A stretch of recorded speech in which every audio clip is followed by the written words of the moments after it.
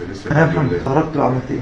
سيادتك الموتوسيكل كان مركون هنا كده في الناحية ديت، لفيت الموتوسيكل الأول والحاجة جوه لحد ما جبت مكان الموتوسيكل، وبعد كده دخلت وشلت الكرتونة وحطيتها قدام الرادة اللي أنا قافله، حطيتها قدام على الموتوسيكل، وبعد كده راكب وطالع بيها من الناحية دي كده.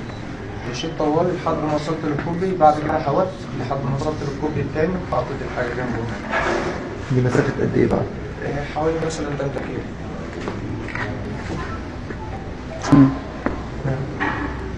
حطيت الحاجة هناك وخلصت وقمت جاي تاني. لا ده بالنسبة للجزء اللي هو انه جزء اللي هو الجزء العلوي والراس.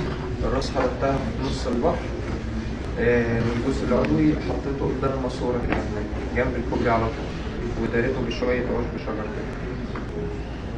وعملت ايه بعد كده؟ بعد كده وقت